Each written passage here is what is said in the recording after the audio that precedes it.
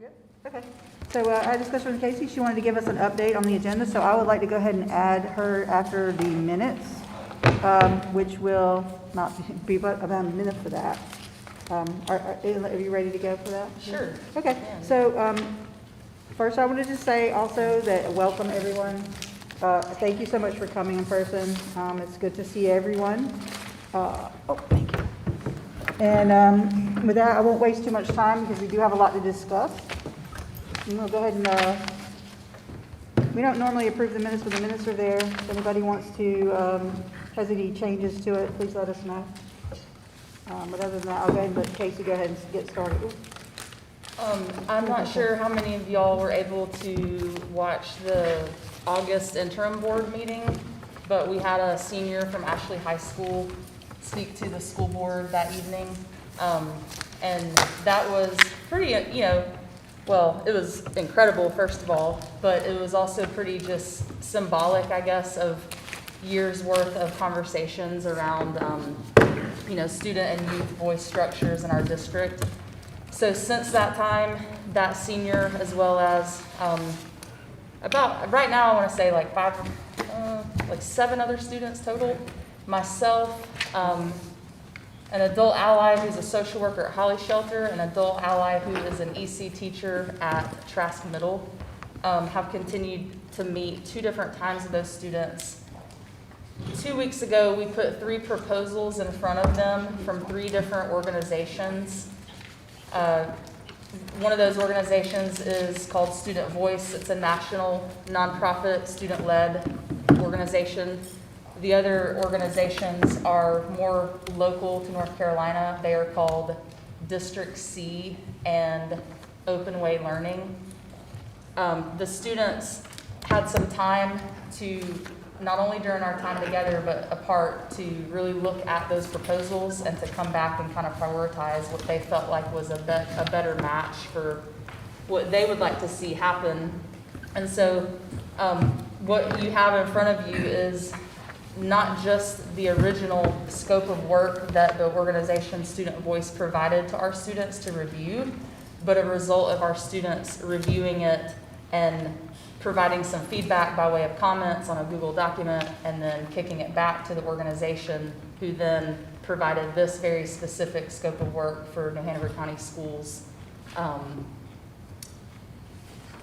which that's pretty much all it is. I'm bringing it to you guys tonight in hopes that the EDI committee might be willing to support these students in making a recommendation to the school board, I think, if I'm saying that right. Mm-hmm. That can happen.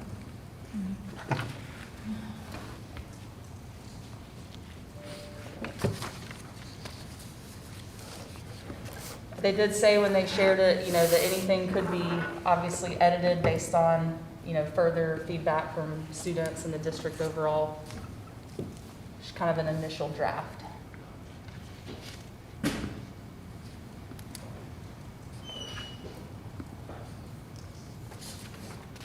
So Casey, I was looking at the park timeline and the pricing where it's the estimate of $3,000 monthly, which I think is great. Would that come out of the EDI budget, Dr. Smith, or do you know if that's something that we can go to the district to ask for them for additional money for EDI to support Student Voice? So I don't have clarity on what the EDI budget is for this year. Okay. Working on that, we're in a new we're utilizing a new financial system. And so we're working to determine how all the dollars are allocated. So I wouldn't be able to determine whether funding for this would come directly from existing dollars or dollars that have been allocated or new monies at this time. Dr. Smith, would it be appropriate to ask Mary Hazel Small? Excuse me? Would it be appropriate to ask our finance officer where that might come from? I think you can ask any question that you want. I don't know that necessarily would be the place to start. I think probably we need to decide which department it fund it through and whether that funding existed in that department. And then, you know, how we, if it didn't exist, then what other revenue sources might be. I don't know that I would go directly to our CFO. Okay. Can I ask a question? Yes, sir.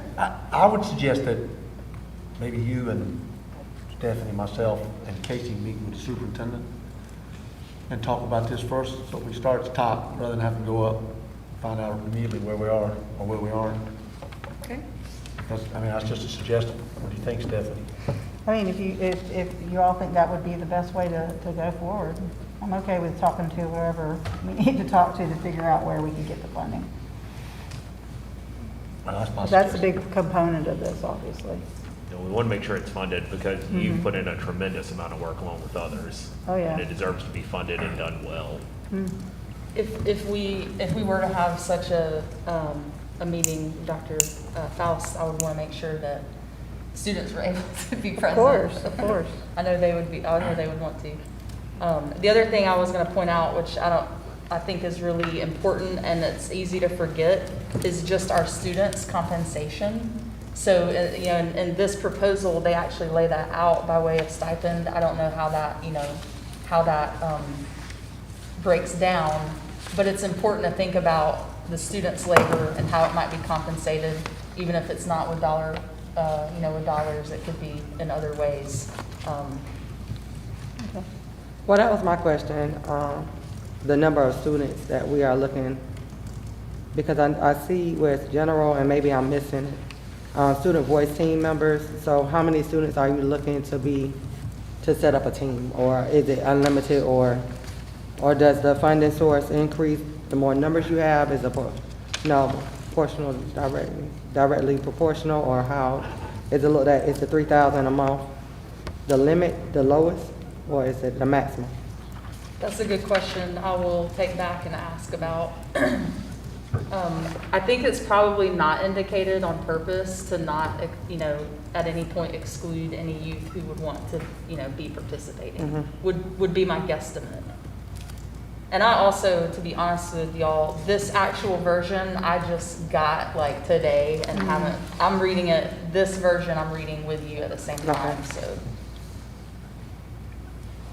It'd probably be best for us to take a look at it and send you some questions for follow-up. That way, before we speak to whoever we need, whoever we end up going to speak to, we have as many answers as possible. Well, and we could, if it worked out, we could maybe have one of these people present too that would be able to answer those questions better than me.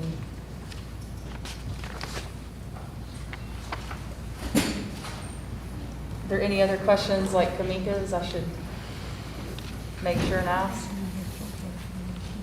How many students do you currently have who are working with Student Voice on, as far as the board committee goes? 7 or 8, but there's a very long working list of students that I've made these students aware of that we have from for me the past 2 years who are students in Hanover County. I know I had the opportunity to do a session with Creed over the end of the summer. And part of what I gathered from that with this work was the importance of asset mapping. What are our organizations in our community that are working with youth already? So I think it's important that we really, target our communication and our outreach through those organizations. So I would have to look at that spreadsheet where I have all those names, but there's upwards of 40 at this point. That it just at some point in the past 2 years have had like some kind of involvement in this type of work.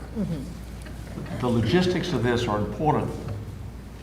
And I think originally we kind of talked about wading in. We realized we got to wade in and see where it's working and where it isn't. I probably starting with high schools, which would be the easiest first. But my point is to if we have a commitment and we know where we are, then what we can do to start with, whatever that is, So before we get into the logistics, let's get the commitment.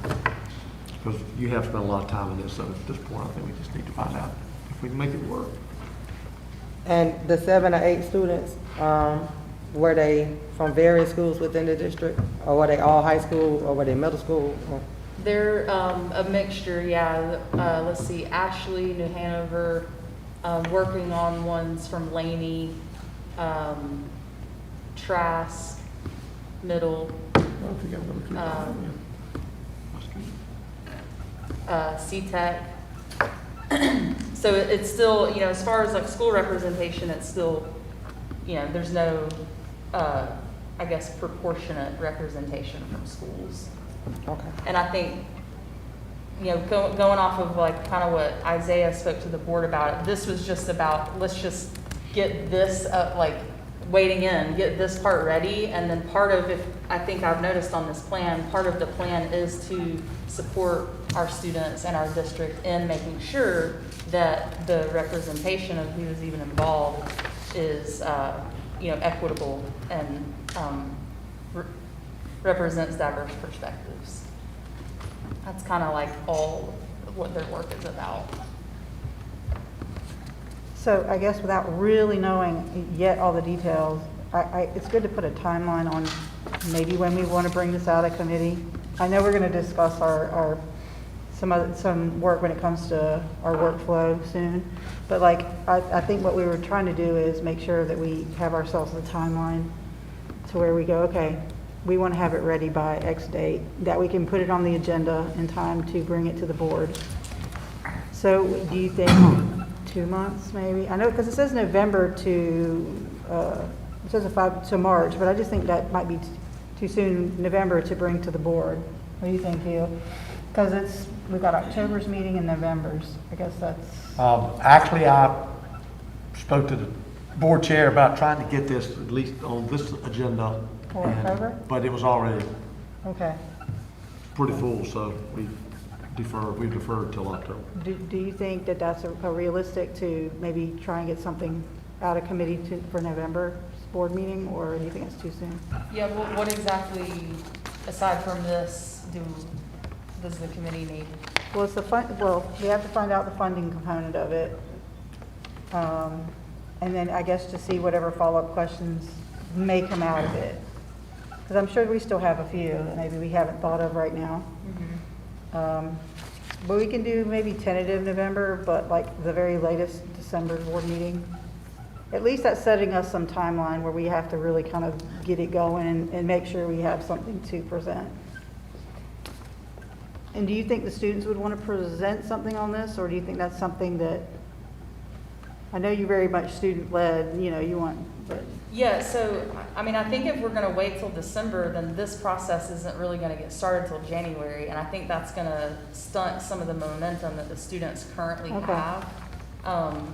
So let's aim for November then. Then there's 2 meetings in November, so there's the regular and the interim. So we could do mid-November. That gives us, 2 months to try and get all the answers that we need and see if we can present it to the board for any kind of vote. Does that sound good? I know it sounds like we're putting ourselves on the line here, but No, I just wanna make sure I'm very clear what I need to do, Okay. after today, what do I need to do? okay.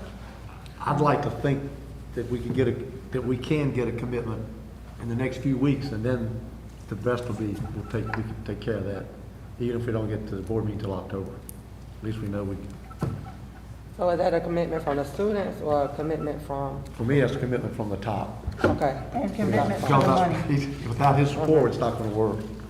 Yeah, because And I don't mean that as a negative, I mean. No, I was just trying to clarify, We just to we just need understand. to know. So we're saying that we want Casey, Dr. Smith, both Dr. Smiths, Mr. McManus, and Ms. Walker to meet with Dr. Fowles first. Can we first set a timeline on when we can, I know we can't set when we're gonna be on his calendar, but can we set an ideal date of when we would like to get on his calendar first? Because I think by setting that first, then we can move forward with maybe moving those other dates up sooner instead of pacing them I out so spoke far. with Crystal this morning about an appointment with him, with Stephanie and myself.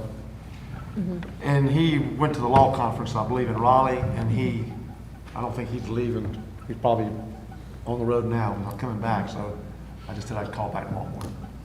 So maybe if we can look at possibly getting on his calendar, if not next week, I know his calendar fills up pretty quick, if not next week, the week after next. Yep.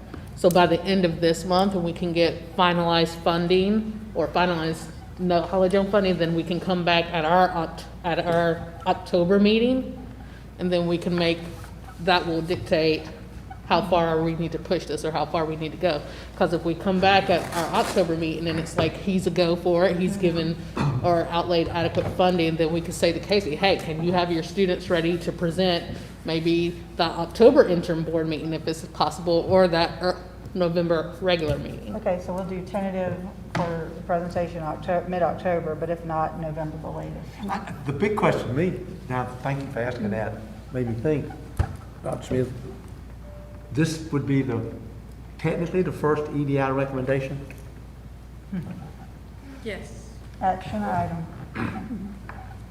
Okay, that's. Maybe that ought to help us. So, yeah, that's I mean, And then while you're having that conversation on funding, maybe even have that conversation on funding as far as an EDI office as well.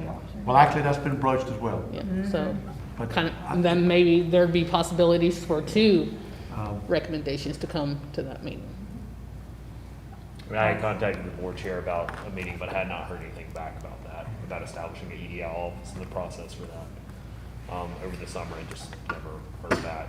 well, we just have to be persistent on it. So if you want to Yeah. group up again, I'll do it. But I mean, as you said, Hugh, if we don't have support from the top, then we're not Yeah. going We shall anywhere. see. So let's see if you guys are all meeting with him at that time. Let's see, do we have funding for student voices? Do we have funding to possibly look at a EDI office for the next budget year or whatever would be ideal for that? So after And then- this meeting, I'll email Ms. Bowie and see what his calendar's like next week. Not sure. I'm calculating, I'm not sure.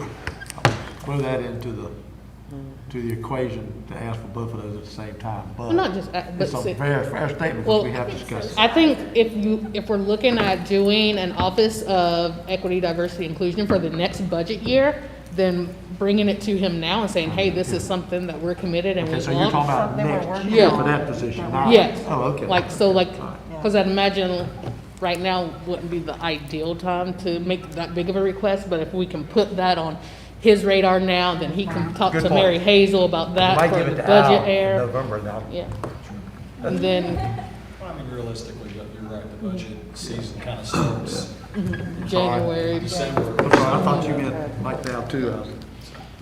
just go ahead and get that to where Makes it's sense. prioritized in the planning for 2022, 2023.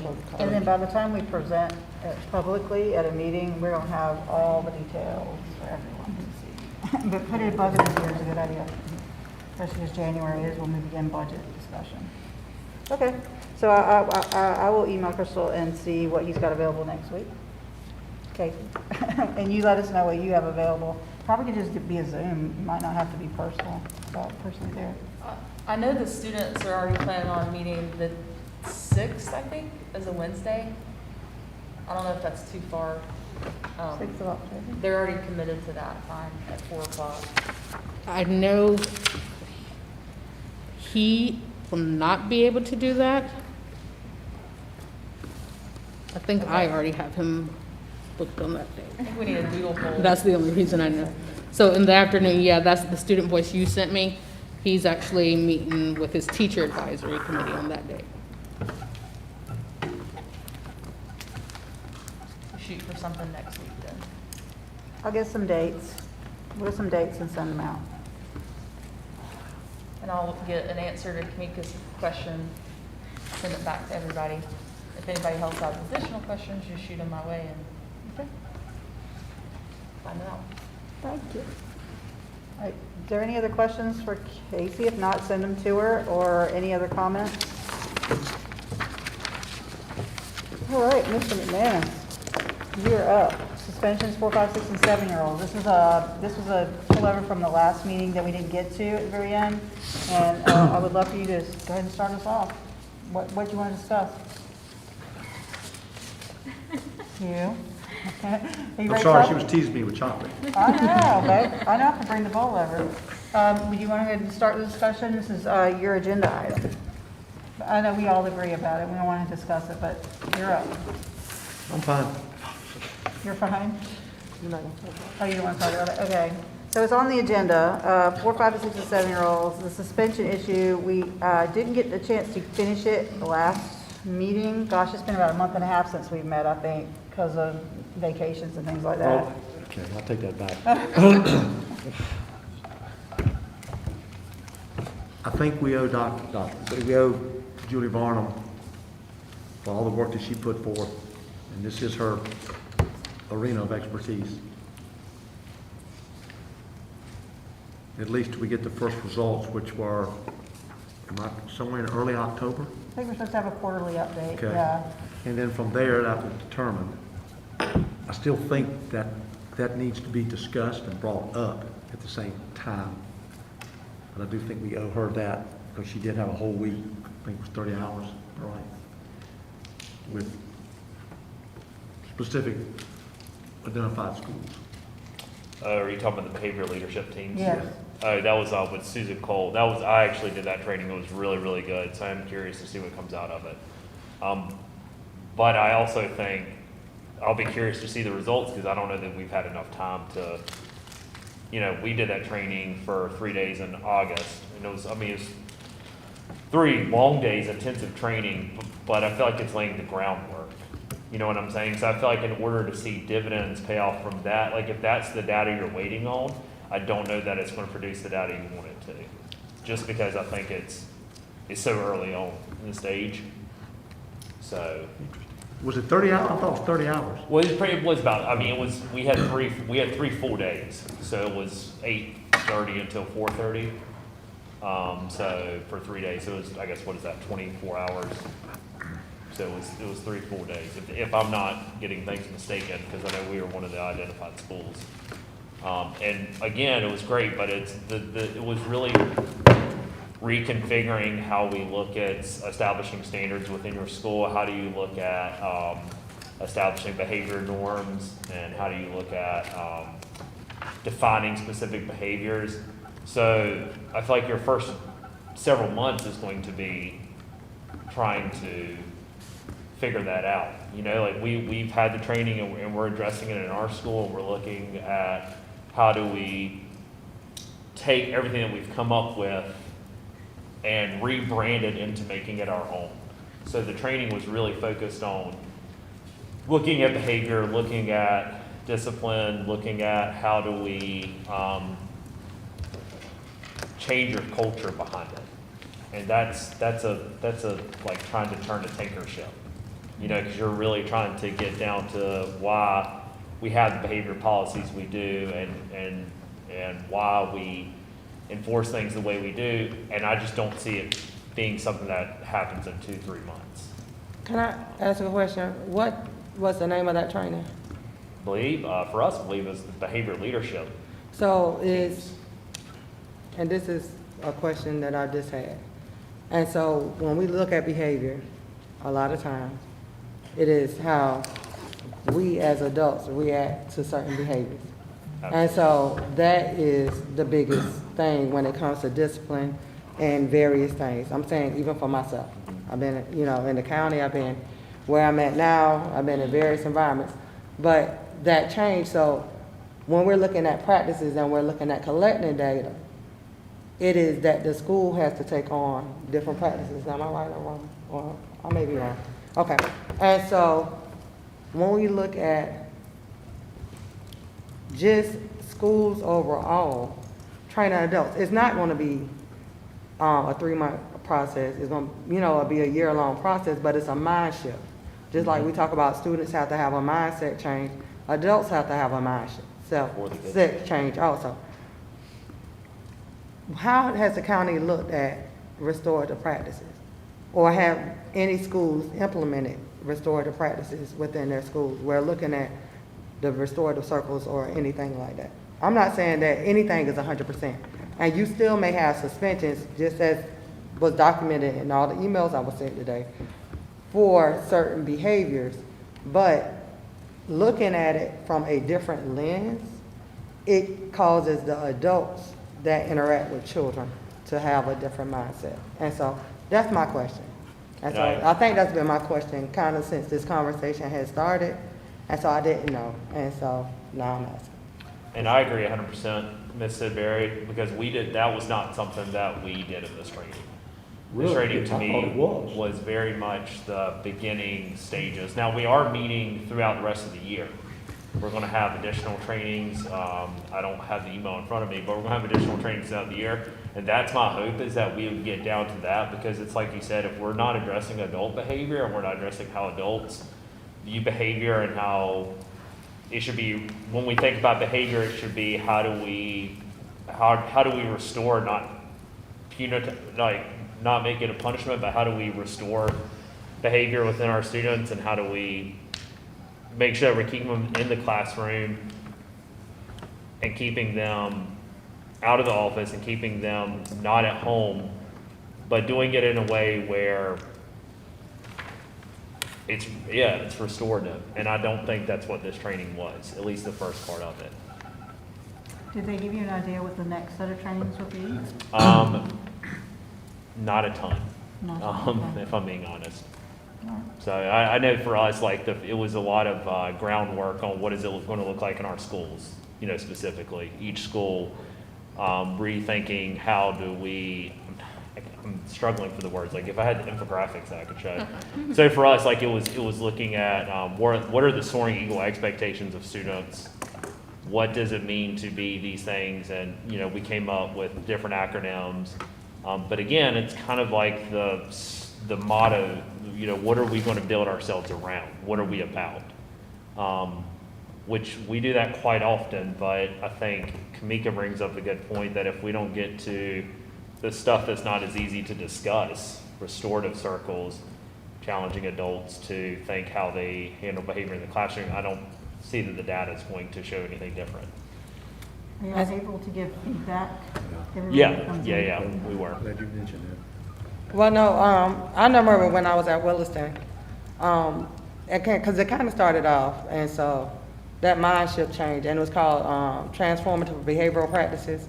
And so it started there, and it was something simple. And then when we transferred, it kind of spearheaded, and that's what we're looking at now.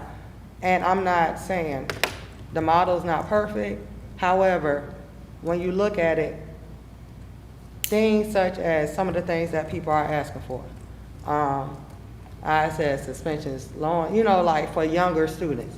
I'm not going to say there is no cause for suspensions, because I'll be lying to anybody in this committee.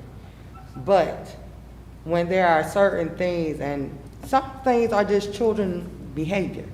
Some kids have tantrums, some kids, certain things are children behavior, and it is for the adult to understand that process, regardless of what neighborhood the child stays in, where they come to school from.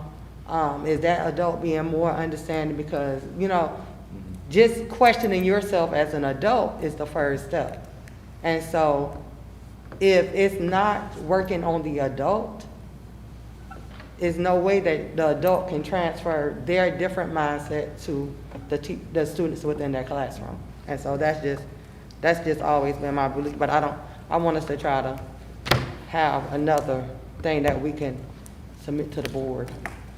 Can I make a comment? Yes, ma'am.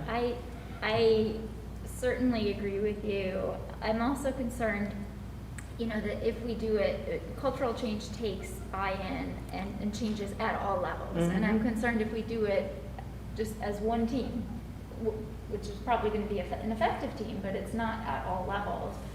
I want to say it was like 11 schools, 11, Yeah. 12 schools, all elementary as well, which, Right. Makes sense because it Yeah, it was makes sense. specific to this Yep. issue.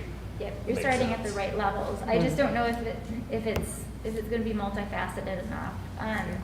I think that there needs to be like a lot of different things you throw at a problem in order to solve such a complex problem.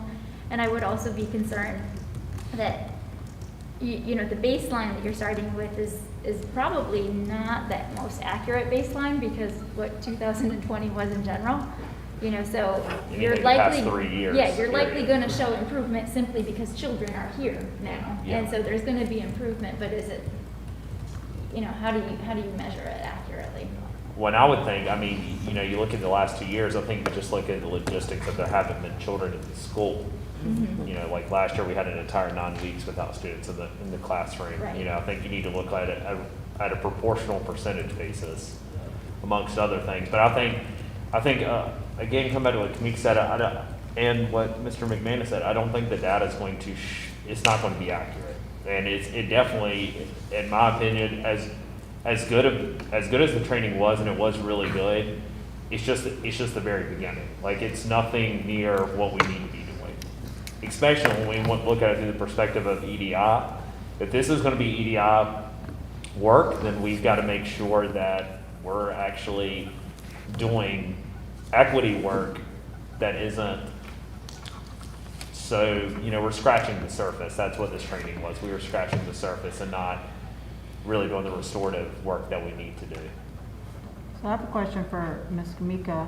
Do you feel that it's a possibility to eliminate or reduce suspensions for 4, 5, 6, and 7-year-olds? Do you think that's a realistic goal Yeah, to be done I'm gonna be honest. this year? To reduce it Well, I mean, that's the same. from last year, Can't no, eliminate it, no. because they weren't there. But to reduce it from the year before, yes. If you take on and you work on the adults, I feel that the policy probably does need to change to where you have to, the biggest thing is the adult relationships with that child. And so that goes for parents, that goes for your teachers, that goes for, you know, the community members and all of those things. So 4, 5, 6, 7, yes, I do. Taking on because, and I worked with Dr. Smith for a long time, and Kamika has come a long way. And so, but understanding the only person you're in charge of changing as the adult is you. And so how you react to a certain situation or how you're more understanding. And I can use the example, I got mad at a child because he didn't have his binder when I first went to Virgo. And so this was just a, you know, a while or whatever. But, you know, so I'm like, oh gosh. And so I was like, well, where your binder? He was like, I don't know. You know, as a child would be in middle school. And so I was like, well, I'm gonna call your mama. And so went to the office, called his mama. They were homeless. And so just that whole process. So then I had to, you know, work with my principal, who's still my principal, and we had to figure something out. But my whole thing is, somebody else may not even took that approach to where that mother felt comfortable enough to tell somebody the situation, and they might have wrote that child up. And so it's just that when you take the time as an adult to be empathetic instead of being reactive sometimes, because kids gonna be kids, they're gonna do everything they can do to get at you, but it is just, I feel that, this is just me, I feel that this is a way that we need to go if we are really serious about building those strong relationships with that age group. And so that's just how I feel. And I feel like it's data out there that can support it and the community can get behind it.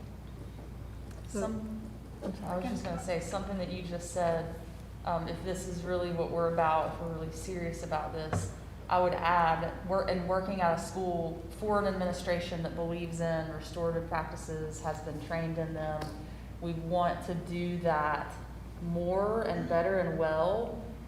But in order to do it more and better and well, we need more resources. Like it takes time and it takes resources.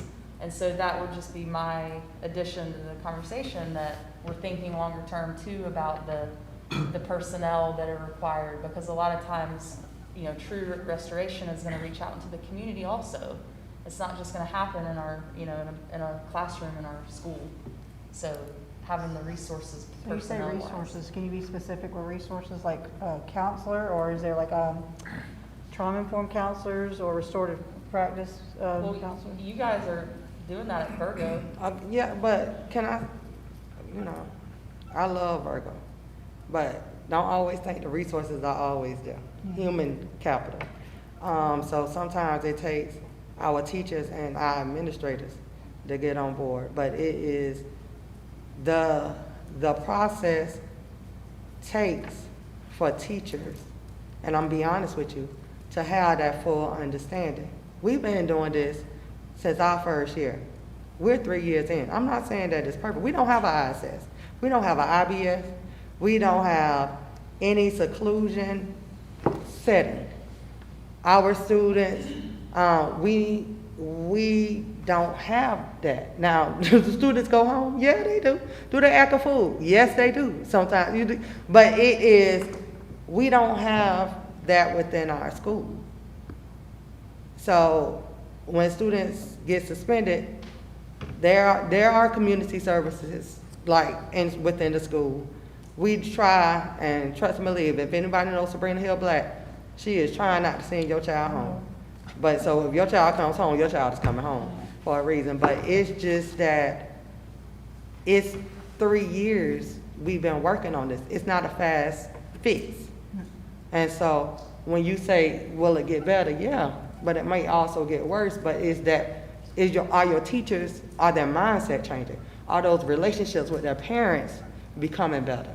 And so you want to look at the long haul. You can't look at the quick fix, because that's the biggest thing that we have sometimes.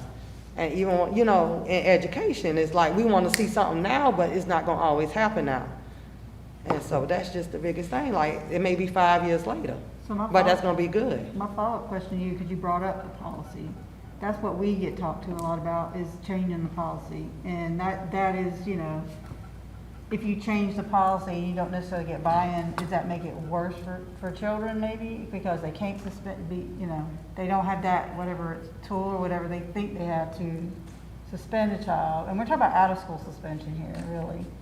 Because, right, Certain suspensions, right. Yeah. The exception of, but. certain suspensions, we don't take it off the table, but it's limited to certain. Right, yeah, so Of the the policy worst or change. multiples of. But I want to go back to you and from what she said. So let's say that the board did away with suspensions of 4, 5, 6, and 7. I mean, that's basically what they want. Yeah. Okay, so that was done away with. Now tell me where the schools are. Where are they all, what an elementary teacher, principal, administrator, tell me what happens.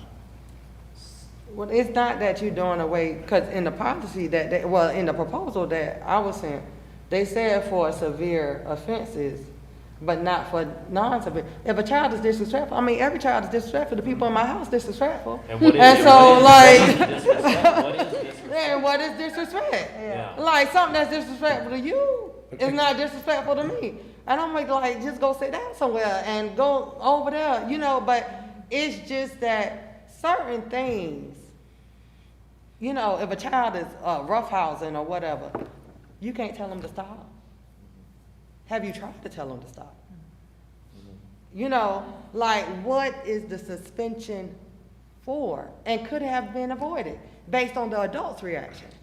That's all I'm asking. And I think that's what you kind of is trying Yeah. to get at the crux of, is like, if that tool goes away, if that's just not an option anymore, what is done in practice? What tools does the educator have in practice to deal with the classroom management and everything like that? Parent contact. Okay.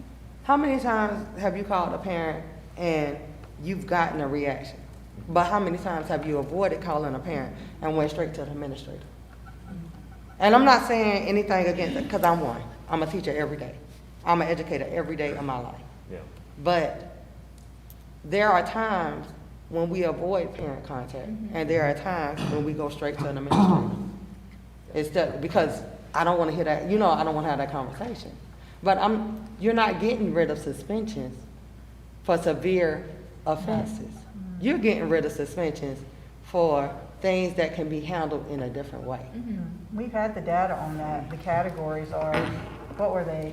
Aggressive behavior, disruptive behavior. Disrespect. Drugs, alcohol, disrespect. fight. They're very vague categories, I think. No, well, that's the thing too with our behavior Weapons. management system too, is it's not educator's handbook, which is where, at least for us, that's where we file, any behavior reports. And, I had to file some last year, and you go through, and for me, I use it more for documentation purposes, but you go through it and everything's incredibly vague. So like you click something and then it's, So I would usually try to choose disruptive behavior and then just put below, exactly what happened, detail for detail. But if you find an adult that's at their frustrational level, and you find an adult that is wanting to get to the simplest solution, which is in their eyes getting this child out of their classroom, then they start to write these referrals in a way that makes it sound like it was a mountain, when to me it wouldn't even be a molehill. And then it's like, and then you contact these parents sometimes, and they're like, well, I didn't even know this was going on, I didn't know this was happening. And then the teacher's like, well, I sent a dojo message. Well, the parent doesn't check dojo. You didn't, phone calls, text messages. I know at our school, in order for it to be counted as parent contact, it has to be positive two-way communication.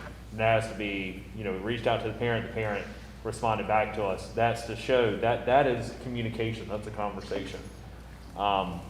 And I agree a lot with what Kamika said there, that is where 90% of the issues can be solved, is just communication with parents. But then how do you legislate that? How do you put that into a policy? Because we've got to have the training behind that to make sure that we're training our adults and training our teachers to make sure that we are supporting that. Because if you don't have buy-in, my fear becomes, let's say you get rid of 4, 5, 6, or is it 4 through 7 suspensions? My fear becomes that there's adults that just say, okay, well, I don't know what to do now. And they throw their hands up. So it's got to be twofold.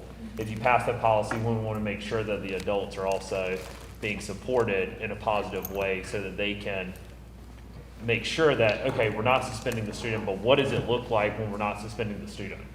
Because let's say we don't suspend the student, well, then does it become a revolving door of these students that are just not in the classroom? Because that can definitely happen.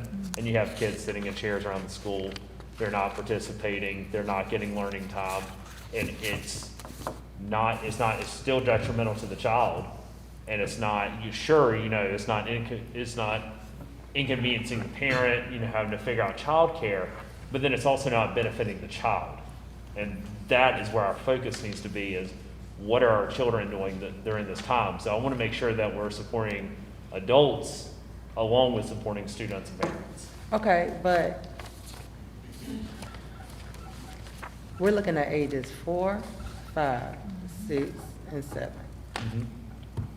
And so when we're looking at extreme behaviors for 4, 5, 6, and 7, and I said extreme because that's all that's being recommended, is those suspensions can still, in case, a dangerous weapon, any type of assault or harm to himself or someone else. And that's where psychological, if it's the person, I'm just trying to understand, if an adult is in the classroom for ages 4, 5, 6, or 7, and their initial result is suspension, why?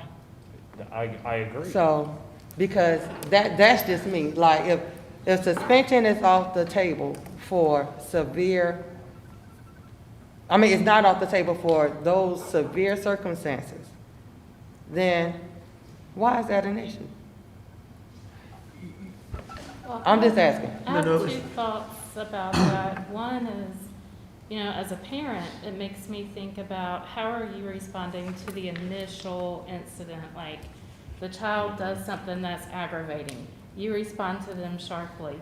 It provokes the child to have an attitude, who then responds more, and it gets into this back and forth power struggle. So, and that's what ultimately ends in suspension. And I'm not an educator, I'm not in the schools, but that's just my thought process of it. So kind of like you said, your mindset, what is your mindset at that initial onset of behavior? And then my other thought that I was wondering if we could look into is, I believe there's a handful of trauma-informed schools in our county. My children attend one of them at College Park. And the discipline process is night and day. They went to Coddington the first 2 years. They've been at College Park for 2 years. And even though Coddington is a great school, the discipline is so different. And even at College Park, one of their specials, like music and art and PE, is with a counselor. So they go into that classroom one day a week, and that's their kind of elective or special that they have. And my son explained it to me. He's like, you know how I go to physical therapy to make my muscles stronger? Well, Miss J, the counselor, makes my emotions stronger. And he's in the 3rd grade. And he gets that connection between his behavior and his emotions and the counselor. And so my question is, can we look at the schools that are trauma-informed and get their data on 4, 5, and 6-year-old suspension rates compared to non-trauma-informed schools' suspension rates and compare those numbers? Because, I mean, my kids, they've not had trauma in their life. They don't have any specific reason they need trauma-informed. It's just, in general, as a overall observation as a parent, it makes a huge difference. Builds empathy for others. Well, What are our other trauma-informed schools? Is anyone aware, Well, other than College This came Park? up in our subcommittee, and I remember we emailed, who was it, Mr. O'Brien? Let me see if I can find it.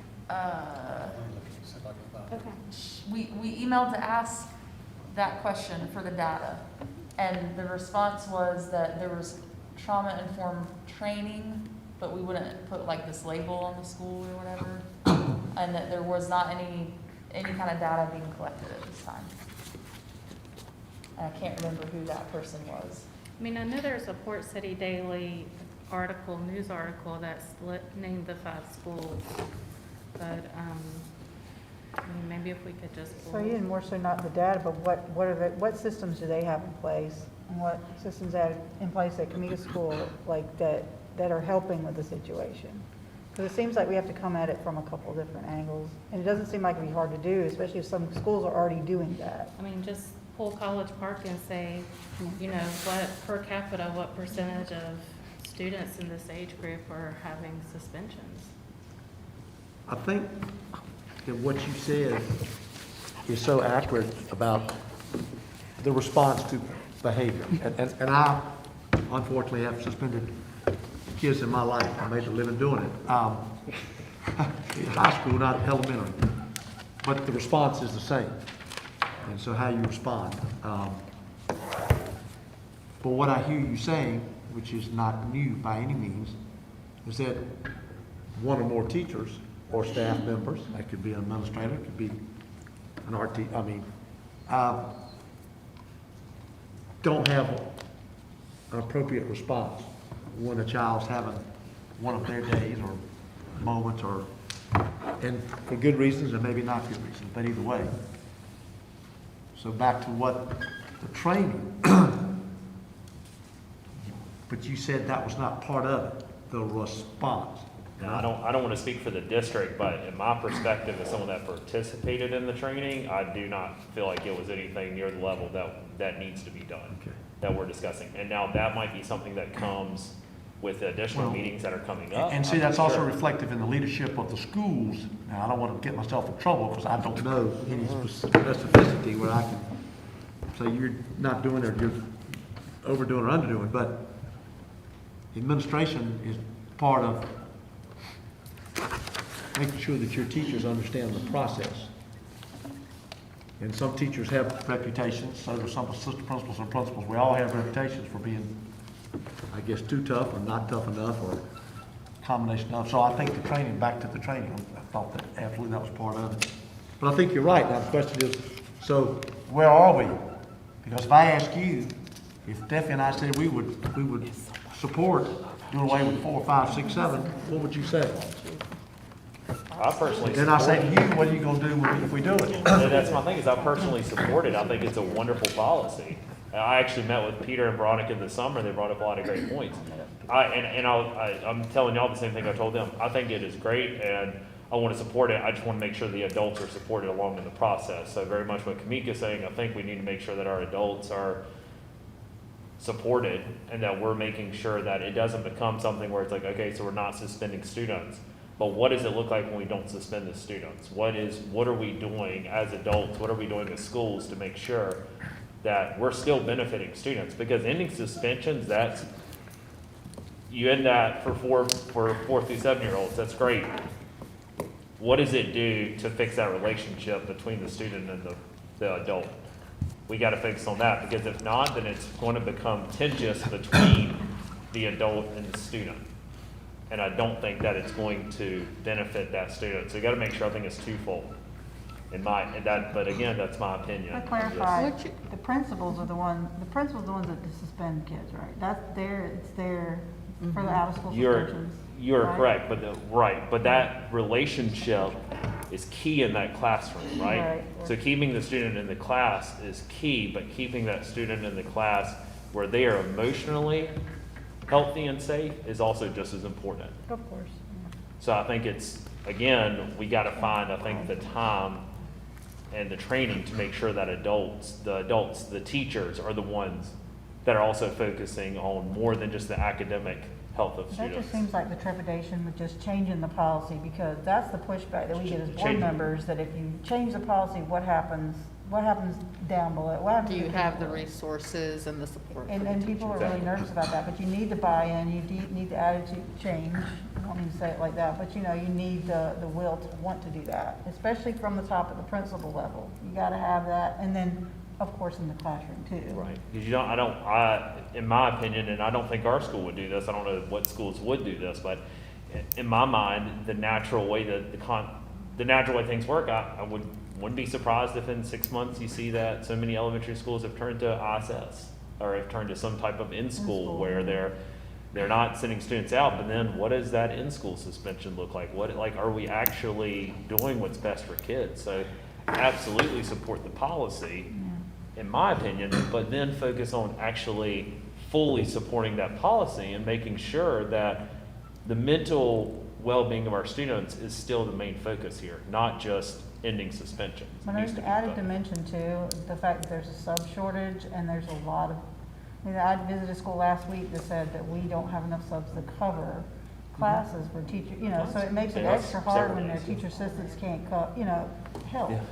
So there's another dimension to it too, we need It's to, everywhere, it's up and down. yeah, it's like a. Well, severe that's a shortage. national phenomenon. Well, of course it is. I don't want people blaming New Hanover County that we're the only county, because it's I'm not. certainly not doing that. Bus drivers, Trust me, I talked to former superintendent recently in Wake County, and they have with 1,000 vacancies, and they've got retired principals that are doing interims. I know one at Wiley Elementary on St. Mary Street, it's just her 11th interim, 6 months in, 6 months out. All right, here's the question. I'm a board member. She's a board member. We have two. So what do we do? Because I'm hearing divergence, 180. Yes, we got billboards. We have two people. I get emails galore. I get nasty emails. So what are the effects of what we do with the teachers, the administrators, and then all of those sitting outside who are sending these emails? Now they've got groups of emails, which I don't like. When I get the same exact email, so if you change your name. And I'll make them mad when I say, I respond to the first three, just to ask one of them what I said. And I'm not trying to be smart, it's just that's what we do. So back to where are we? We want to support you. Because I believe that we can do a better job with this. But I also want to make sure I don't create one problem by doing away with another one. Does that make sense? And you've got, what you said makes the most sense. It's got to be the teachers. I realize that. I made a living doing that for over 40 years. Trust me, I know that. But if you have a school in College Park that is using trauma-informed, and maybe it's just this first year. However, if your child or children are going home discussing something different, all I'm saying is, age is 47, this is 3 years out of this pre-K, what is it? Pre-K through second grade. Yeah. And so this is not an entire school unless it's one of the pre-K centers. I think it's the only one on College Road. And so it may be that entire school. But this is not an entire school. This is something, no, I'm sorry. This is just something that you can pilot within a cohort within a school. And that support is still there. I just feel that, but those teachers have to be trained. And those teachers have to be like, okay, well, how will, and they have to support one another. I'll make a comment. Yes, ma'am. I heard the feedback that, it's the adult's behavior that needs to change because, and that makes sense. That makes perfect sense when you're dealing with 4, 5, 6, and 7-year-olds. But my first question is the adult's behavior going to change if it's still an option to kick the child out of school? No. Right? If it's still an option, that's an easy option. And then the other piece of feedback is we're trying to explore like what the educators need, and I heard at least 2 educators, possibly 3, just say that they would need extra hands in order to deal with that. So I think that's probably the right answer. It's just the how. Right, because sometimes the Yeah. most effective things is just an extra set of hands. Yeah. Like, for example, at our school, we are very blessed. And since this is recorded, I'm going to say we're very blessed to have a CIS person, Hillary Ozenbaugh, who sometimes, like, I can reach out to her and say, hey, this student's really struggling right now. They just need like 5 minutes to process through this. And they lose minimal academic time, but something that could have erupted into a bigger situation.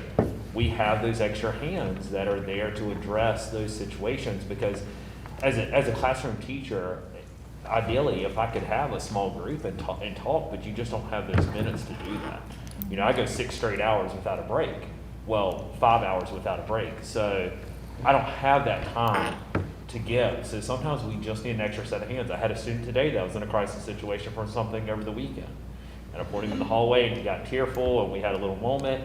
Fortunately, I was able to get my partnership teacher to manage both classrooms, and I was able to walk him down. And fortunately, a guidance counselor was available. But if she wasn't, let's say then something else starts to eat at him, he's had no one to process this traumatic event with because we don't have extra help. And sometimes that's all it takes. And we have what we call a take 10 policy. So students can ask for take 10. And so sometimes the teachers can request that a student takes a take 10 for those incidents. What's that called? Take 10. And so it can be 10 minutes, sometimes it could be longer than that. Right. However, we have a room. And it's set up where students go and take a take 10. Now, things vary among various things, but there are things that can be put in place. I'm not sitting there saying that it's never going to happen where a child has a meltdown in the classroom, or a teacher doesn't need this child just needs some time, but that child isn't going the whole day and no one knows where he's at, or just in ISS, or just sitting in the office. So that is something that you can look at. So when schools start looking at your trauma-informed schools or your restorative practices or just various things like that, and it does take time. And so, but how do we know if we don't try? And I agree. And I think the other thing that we need to look at is making it as uniform across the district as possible, because in my opinion, we have so much transience in the school. I think if our school's right smack dab in the middle of the county, when you ask kids who have been there since kindergarten, maybe 2 hands out of 21 go up, and the majority of those kids have transferred from other schools within the district. So I think we need to look at what does it look like as a district, because I think things like a take 10 room is something that we should have at all the schools, because we know that's best practice for kids. Sometimes they just need 10 minutes to process, or they need 10 minutes to take a breather, because Well, even if it was a whole day, they're not suspended. It's not on their when I don't record. even think it needs to be a whole day. They're in school. Yeah. Right, exactly. Learning. And But They're still learning, they're participating, like that's what we gotta focus on, is that they're still engaged and they're. And I apologize, Dr. Smith, because I know we've eaten away the time, but as a board member, what do I say? Which I met with both Veronica and Peter, so did you, so did most of the board, I think. And so what do we say? So here I am, Well, back to my Mel Gibson. Do I y'all go with the talk rap, or do I about- just go ahead and give me guillotine? What you can control as a board member a lot of times is what I hear from board members is policy. That's the biggest thing you have control over. So policy comes top down. People and practices and procedures and all of that are going to be more likely to change if the top-down policy has changed. And we're in the business of removing oppressive practices and policies from the Hanover County schools. So to me, it's like it's an easy vote. I know it's Say easy it's for me to easy. say that. I really wish it was that easy, I guess, because we hear everything. But even through an EDI lens, when you think of what it looks like through an equity lens, I mean, I don't even have to look at the data to get ahead and tell you it's incredibly disproportionately brown and black children that are disenfranchised, that are affected by this policy. So my question And is, think about the learning losses, they go up and they continue to fall further and further behind because they've been at home. so does EDI want to recommend to the board Yeah. that we do away with 4, 5, 6, 7? Is that an EDI recommendation? That would be I a think really you'd have to good make a thing to vote. come out of Why committee. don't we take? Because that Do kind we of have takes, a like I'm back to the guillotine or the rack. I mean, I can say I'm on EDI committee, I support EDI. and Dr. they made a recommendation. Smith, do we have a quorum? But I want you to know, Hold on a second, It's Gil. more than say yes or no, because what we are saying here is yes, but. Right. We need good But- implementation, we just know, Yeah. send the message to teachers, you are not allowed to suspend anymore, so suck it up because you're gonna be stuck with those children no matter what. We need to be able to give them, yes, we think that we're gonna try to give you the support you need. Yeah. I am in the trenches right now with the students in that situation that we don't know, really don't know what to do with the students. They are kicking, hitting, of course, they are traumatized. It's not that they are gonna hit you, but they are kicking and they are hurting teachers, they are hurting children, they are messing up, destroying classrooms.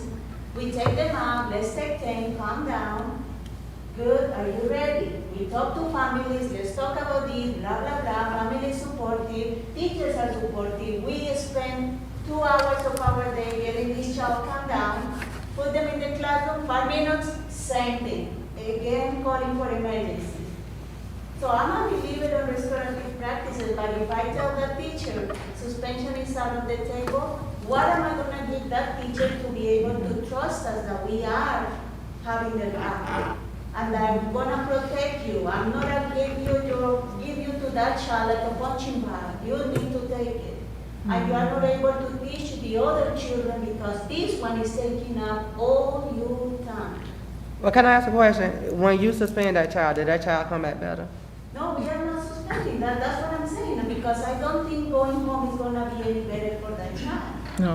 What I'm saying is, we should say no, but we need to make it very clear that we're gonna have something in place to Yes. support these teachers. Yes. Right now, we are hearing trauma informed is the way to go, but how we gonna make that doable and within a reasonable time that we can see it and we can make it effective for teachers that they have this other strategy, the replacement strategy, to be able to feel supported because we're gonna run out of teachers if we keep doing what we are doing right now. So can we hold off on taking anything to the board and come back next meeting and talk about the things that we can do to support teachers and bring the recommendation out? Because I feel like some of this stuff I'm hearing on all sides, and I hear both sides and I agree with them both. There's merit to them both. But you're telling me, and I know for sure y'all have a severe shortage of staff. There's a lot more components to it, and we all need the support. That's what I'm hearing. So I think if we can all kind of put our heads together and bring a recommendation out, but let's do it with stipulations, and let's look at what College Park's doing and what Virgo's doing and what, other schools are doing. And if it's working. And say, what is it gonna take to get these schools to be trauma-informed schools, the ones that need it the most? Do we look at a timeline, like say? I think we should, always. Like by the next school, It's always gotta by be a next timeline. school year, we want to end suspension for 4 through 7-year-olds, if that's gonna, because ultimately it's gotta come to one concrete resolution. Because, I think that, but I agree with Lena, and I think Lena and I are kind of saying the same thing amongst the many others, is like, we support it, but it's gotta be done well. It can't just be unfunded, unresourced. so is the sign coming down? No, and I don't think it should. I don't think it needs to be a Should keep focus. If that's what you want to recommend, that's what the board does. I just think I we mean, have a couple. I think if are we going to be committed I about feel like working there's towards the some goal? infractions So that we're are saying, they're not saying they need as support, others. they're saying they need Some of them resources, weren't going they're home. saying they need hands. So as a board, is the board gonna say, hey, when we're looking at this budget again for next year, what I would like to see in this budget is more resources, more support, more hands at College Park, more hands at Alderman, more hands at Forest Hills, more hands where they're needed. If we can put those things in place, then we can say, hey, we put X, Y, and Z in place, now we can look at Now the changing this teachers are policy. supported. Now the teachers are supported, now the teachers have received the training. So, I mean, And something sad as simple as having an extra room that we can take that child to chill out.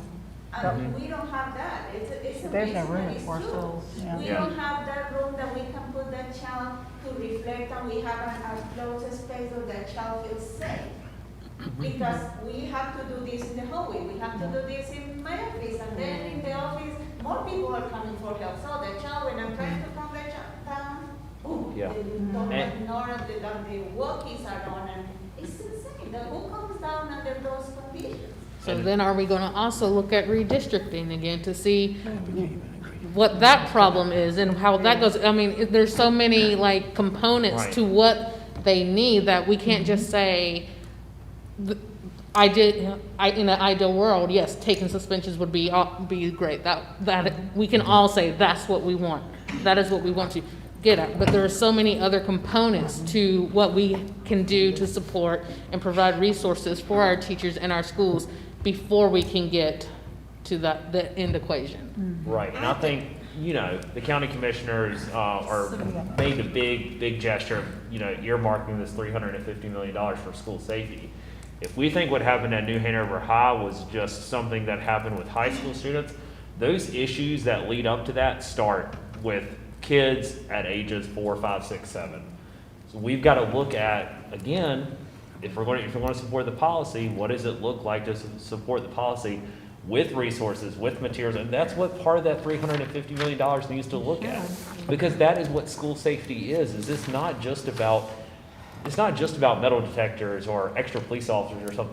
That's a very small snippet of safety. So I would say that we could, because, right now, they had one initial meeting for that. I think they're gonna have more meetings for that, and I think maybe as a committee, we can come up with a lot of good recommendations to send to them to get some funding that we really do need, because I think it all does, relate to. When that's I want to make sure that that's at the forefront of what safety is. Like, Yeah. we've got to make sure that the mental well-being of our students. I'll let, you wanna Can go you ahead and say- kind of explain, Oh, and then you, I'm sorry, everybody's got like. Dr. Jones? John? Oh, yeah. I don't know if I said hi to everybody, but I'm the director of special ed, and so my name is Dr. Jones, and when I hear the word trainings, it almost makes me cringe, because I am losing teachers left and right. I can't put not one other training on these teachers, and so anything that's being rolled out, I just ask that it's being rolled out in phases, because they can't handle it. They cannot handle it anymore. I am struggling to find paras and teachers, and I'm pulling like 0.5 teacher from this school to cover this vacancy, to give this principal like a month to find a replacement. We can't do it. It almost makes me tear up. So we need more resources, meaning more hires. We need counselors in the mean- schools. Is that hard to fill positions, right? Oh, yeah. We need Such a counselors, so challenge, teachers yeah. don't have to get the Yeah. training to be a It shouldn't be the counselor. job of the teacher. I think it should be more mental health professionals. They We can't also do need another a training. general assembly in our state that will Yeah, fund a budget supports. that provides for a sound and basic Yeah. education that our Support Andrew. Constitution ensures. And I really feel like everybody here and our board members and any community member listening, like that's the best thing one of the best things we can do collectively as a community is be talking to our state representatives about that. They've neglected the budget and the court has ruled on it. They've given them a date. It's a 3-decade-long court case. They've given them a date by the middle of October, and they've all but ignored it all up until this point. So I think it's important that we recognize this isn't just our communities, this is like, It's a statewide thing. do we care about public education in the state of North Carolina? And then we have to also recognize that there are not people that are entering the field of education. So it's called recruitment. And it is to where we have a shortage of educators and people entering the field of education. So this is what we're being left with. So sometimes we got to look at innovative ways of how do we do more in an effective manner with less. And so sometimes we're not going to have all the bodies. Sometimes we're not going to have all of that. Okay, but how do we try to not overburden people and try to kind of manage and work together to do other things. And so sometimes we're gonna have to figure something State out. certification, if I understand correctly, I think that was also shared with Dr. Faust, they're doing everything they can to recertify or give you an extension, that's starting at least the state, to try to continue to provide a pool of staff for the schools.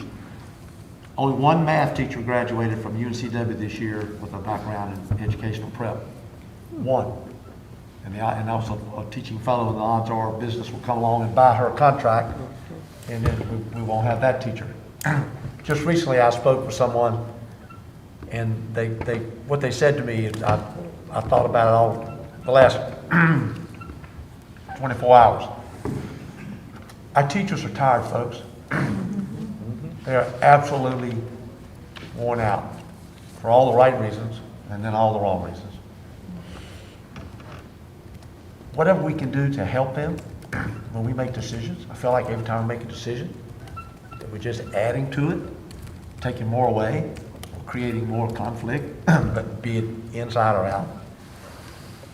These are really, really, really tough times. I'm not so sure we're not at a point where we need to, as someone said to me, ease up for a while, whatever that means. It's another whole discussion. But I can tell you, they're worn out.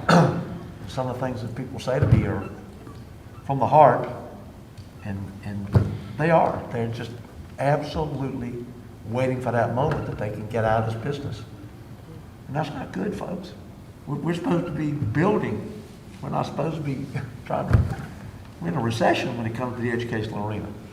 And that started, if I remember correctly, in about 2006. Number of people went into the educational arena. So pandemic just amplified the whole thing. Like I said, there's still 2 school systems left in the state that have now mandated masks. Be that good or bad. Yeah. It's just, we've got to do something to help our teachers. Well, I agree. I think about like as a, Mrs. Beatty want to say something? Yeah, I just want to say that I'm in support of not suspending our young children, more for the minor infractions. I've worked in the school system, and I've seen some students who were actually terrorists, in the school system. And sometimes you have to remove them from the environment for the safety of others and for the safety of themselves. So I think that, if we had a policy that could look at maybe different levels of suspension, different infractions. I mean, some of the infractions, you have to go home for a few days. There's no doubt about it. You're kicking teachers, you're pounding on other students, you have to be removed from the environment. So I'm not saying that I'm not in favor of keeping all students in school. I am in favor of it, but I'm also in favor of the safety of the rest of the schools system as well. And this is not something that's unique to New Hanover County. I'm sure that this is something that's probably universal. And maybe we could look and see what some other places are doing. Like you say, come back, not make a decision today, but come back with some suggestions on some ways that we can support the teachers and support the parents, because the parents have a piece in this as well. It's not all on the schools. So, whatever we can whatever models or whatever we can do to make sure that everybody feels supported, because I hear what everyone is saying. I hear the last comments that you made, Mr. McManus. I hear you. We're in a pandemic. Here, lean over there. Who's on the ground? Oh, Yeah, so it's tough right now, but we have to try to come up with something that will maybe work for everyone, for the students, the most, because they're the ones who are really the victims of all of this. They come to school, with trauma, and they bring it into the school system with them, and so that's why the mental health professionals will be very, very important. But you're also going to need a timeout space within the schools for them to do their work. So I just wanted to say, that I'm in favor of, not suspending, but I think we need a lot of supports to put in place for students, parents, school staff. So I thought this was a really good discussion. So I think when we put it on the agenda again, we're gonna revisit and everybody think about some stuff that we can probably do to help the situation and move towards not suspending 4 through 7-year-olds and what resources are needed for schools. Gosh, I know it's tough on the sub situation, but even we can get some more volunteers in, just to, like, I don't know, let teachers have some breaks or, you know, or have extra support in the classroom for teachers, because there's so much going on. But we only got 15 minutes left, but I would talk about this all day. But we can't, but we're going. You got me started, I apologize. I know, it's okay. As he said, he wasn't gonna talk about it. We won't come back. We don't have much time for this, but we might just bring this one to the next one too. But, we'll do our best to get this next, agenda item. We're looking at preliminary audit recommendations. And Dr. Smith has done so much work on this, and it comes with some recommendations from our equity audit, group, SOFIC Solutions. And I would love for Dr. Smith to go ahead and do her best to explain what she has done so well explaining to me, regarding these recommendations. You want to take it away, Dr. Smith? So, if we could, you have 2 documents in front of you. If we could start with the one that looks like the one that's on the screen. And if you need additional copies, I do believe Ms. Terry Smith has some. I got copies. You can have those. So, our audit is complete, and we are scheduling the time for our partners with SOFIC Solutions to come and share that with us, and so that we can dig into that and really understand it. But we wanted to, prior to that presentation, take some time and talk about 2 pieces that really jumped off the page from the audit. And in both of these, I think we have discussed in some form or fashion, or at least recognized the need. The first really is, and we've mentioned it today, the need for, at the very least, a position to support equity, diversity, inclusion, belonging, and community outreach within our district. Now, I think to go beyond that, we'd all like to actually see an equity office come out of that. And I think that, you know, well, that is one of the recommendations that's coming. And I think, you know, that's probably something that we're really, really solid on in terms of agreement. And what came out of the audit was really having someone who, that's their one thing. That's something that they fully devote their time, energy, and effort to.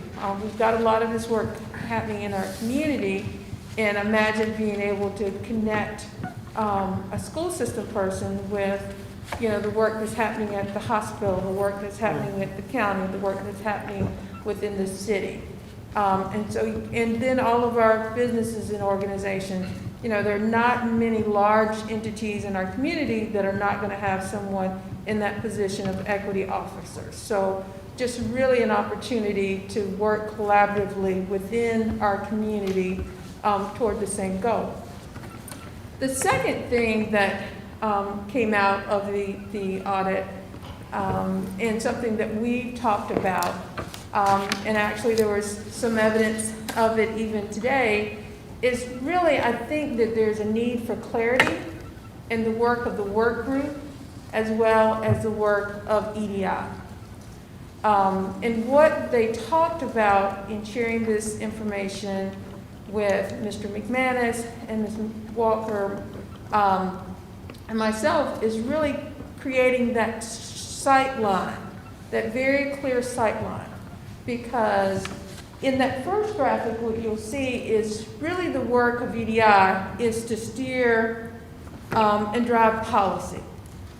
So as an entity, because so many of you actually sit outside the school system, it really is about driving policy, and that was even evident today with the conversation around the policy for suspension of our very youngest learners. And so really that's where EDI best presents itself. And that to me was also evident in the questions that were asked today that we didn't have answers, because we don't have that representation within this group. So there were questions about suspensions, there were questions about training. What I would say to you, because of the composition of the work group, if those questions would have been asked in the work group, then someone could have responded because of that composition. You know, we've got Susan Cole, we've got, of course, forgetting her last name right now, but we've got our supervisor for counselors and social workers who sits within our work group. And one thing that we've all heard from Sophic Solution is that if we're going to solve the problem, we need to get proximate to the problem. So the more close we are to where the issue rests, the more likely that we're going to be able to build out a solution. And I think that was also evidenced in the conversation today, because for me, there was so much power in the comments from Tyler and the comments from Lena and from folks who sit within the school system. And though Kamika sits within not within New Hanover County Schools, but her work is daily with children in the classroom. And so that really represents to me folks who really understand this as an impactful level. The second part of this is, and I'll transition to the second document really quickly and just kind of toggle between the two, is this piece right here. So student advisory and parent advisory, because the other voices that really resonated with me were those voices of parents. And what I don't think that we have represented as well as maybe we could is really those voices. Because I know that there are times when we have things that we need consideration on, and we really don't have an on-ramp for parents to really engage in this work. And Casey, I know you are working hard to create that on-ramp for students. I know that we're working hard to create that on-ramp in the work group. Looking at a restructuring or reorganization and creating that sightline would, in essence, flatten us a little bit as an organization so that there would be a place for parents, there would be a place for students, and there even at some point would be a place for a business advisor. Because again, we want to be responsive to those entities within our community as well. And so with this document, it really, and this is very much a draft, where you see quarterly, it could be every 4.5 weeks, where you see monthly, it could be twice a month, that changes. But what you would see is at the top of the organizational chart is the Board of Education.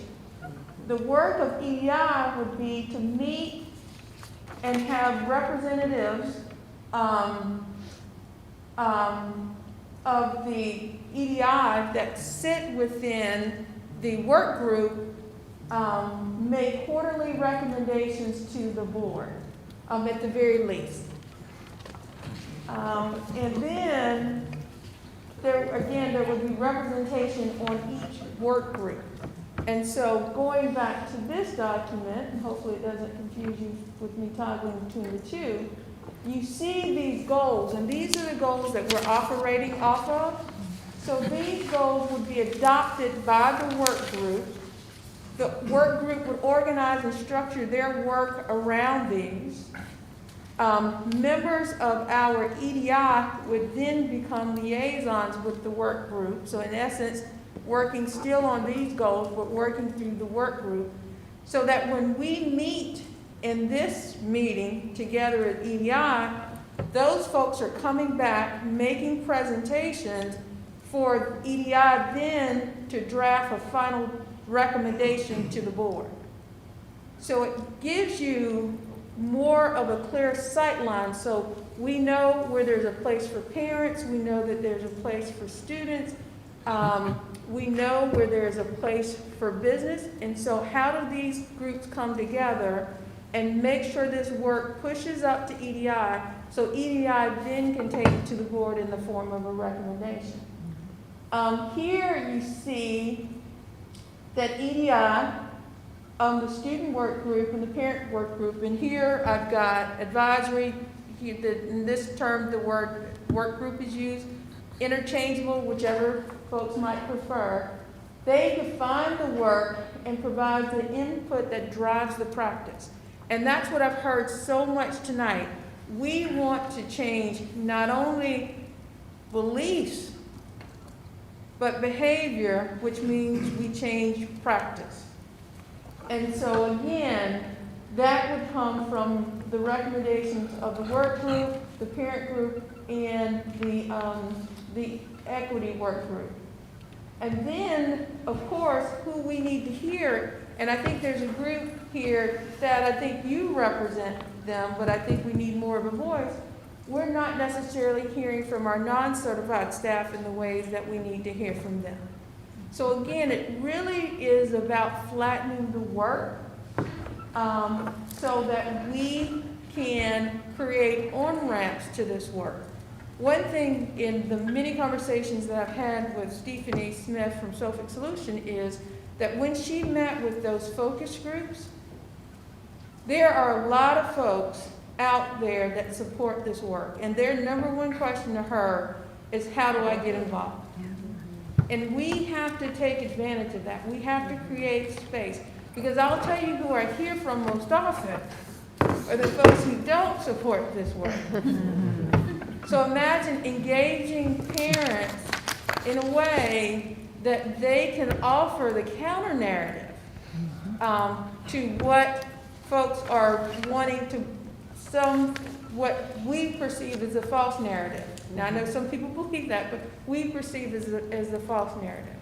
So again, definitely not as articulate as Stephanie Smith in explaining this, but hopefully you've got enough of a gist that we can have a conversation about whether this would be worth investigating as a way to reorganize so that we've got a very clear sight line to the board in terms of bringing forth recommendations and changes in policy.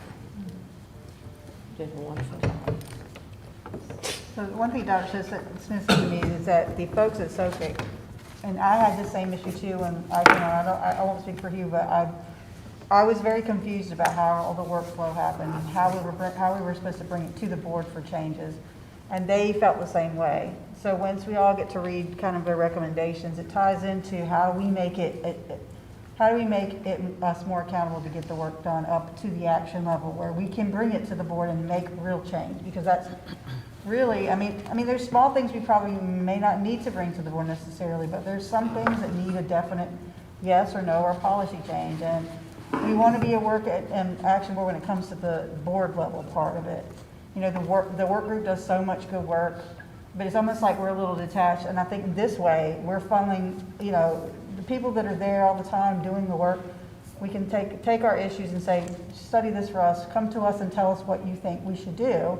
And as a committee, we can come out with it and say, okay, we're gonna recommend this to the board, and we can make a decision. It just seems like it seems like it's more of a workflow. I mean, I was just saying, I'm a very visual person, so the linear thing kind of was weird to me. So I was kind of saying, really we're feeding things into all these other groups to come back into the committee for recommendations. And so maybe Stephanie can explain it better than we have. I mean, it's a lot to think about, but I think that if we can figure out a way to really kind of streamline this process, we'll be a lot better off and we'll get our work done faster. So anything else maybe that Sophic said to you that maybe would help us explain? Well, one thing that was a part of several different conversations really was just where EDI sat in the organizational chart. Mm-hmm. And it really is about making recommendations and impacting policy. And I think, you know, Sean, you gave me that very affirming nod. I appreciate it. You're just so wonderful. I think that's where we tried to start, but we really didn't have the benefit in the direction, because we were all brand new to this when we first started. And Sophic Solution works with countless organizations, quite a few of them nonprofits that operate with boards. And so when we get into the logistics, like there were a lot of logistical questions asked today. We can't answer one of them. But if you're operating with your work group, who are your counselors and social workers and classroom teachers and directors and folks who are in these areas on a daily basis, they then can respond to that. If we needed principal input, they can generate an opportunity to grab that from the Principals Association. If we needed to initiate a teacher survey, we've got connections with, our teacher leaders. Whereas for us as an entity, we sit outside of that. And then also really capturing the voice of our non-classified staff. We need to make sure that we're engaging and empowering them, along with being responsive to what our parents are saying to us and what our students are saying to us as well. All right, well, I guess, I've uploaded some of these to our EDI folders. I think I put it in an EDI 2021 just to kind of separate, because I know there's so much other work on there that's good too, just to kind of separate it. So if you guys, whoever's got access to that will be able to go in there and just have a look at it. And I did upload, I did upload the report, and I've uploaded probably a couple more things on there, some of these graphics as well. And then we'll come back next time. And do you think that the folks at Sophic will be able to talk to us again about, maybe they can explain some of it? So if you would like for us to schedule that for the next meeting, I surely can work on that to see if we can. But I would welcome any feedback that you would offer in regards to this. And again, all of this is very fluid, but we just really want to streamline. So the level of productivity that I think we got today is what we get every time that we meet. I like the workflow proposal. I think that's much better, because as someone that's a participant in both this committee and the work group, even I get lost in translation sometimes. Me too. Good. Good. I don't feel so bad. I didn't know my role. I tell you that. You did a great job. I just figured it out. I really like the bottom of the proposed structure where it says each subgroup will focus on one of the 6 goals, and each subgroup will include an EDI liaison, 2 to 3 student reps, 1 to 2 parent reps, equity work group members, like, that's, yes. Yes. And when we can get that, I mean, right now, it's like Dr. Smith said, it's like we've gotten these recommendations, she's done a great job putting a workflow chart together, and then we all as a group need to see what it looks like to us and how we want to implement it going forward for the future. Whoever comes in and out, whatever board members sit on it, whatever, we have a structure in place for our processes. And then we can really make this as a good action-oriented group. Like, I've got a couple things. We got to work on the equity officer thing. I really do want to continue discussion on the suspensions, and that kind of stuff. We can just, have more access to the data and to the people that know. So, and input from students and eventually businesses and everything. So I think we're ending our time, right, Dr. Smith? You haven't said it yet. I wait for Dr. Smith to give me the cue. It's like, we're going to respect our space and time. Get out there. But this has been really great. I'm so glad you guys came. And thank you so much for taking time out of your teaching days, your work days, whatever days you got to come out here. And Mr. McManus, do you want to close? Would you like? I've talked too much already. I was trying to be quiet, you baited me. But I really appreciate everybody's input. I hope you understand as a board member and supportive of EDI that I feel like, I'll be honest with you, I'll go out on a limb. I think the vote would be there, but it's the ramifications of that vote that I want to make sure everybody is comfortable with. Because everything goes like, with the head on the statue, and then everything goes down to the feet. And that's the schools. So the schools have got to be, to say something is one thing, to make it work at the level is another thing. All right. Well, thank you, everyone, and I hope you have a great evening. and see some of you tomorrow night at the board meeting. Yes.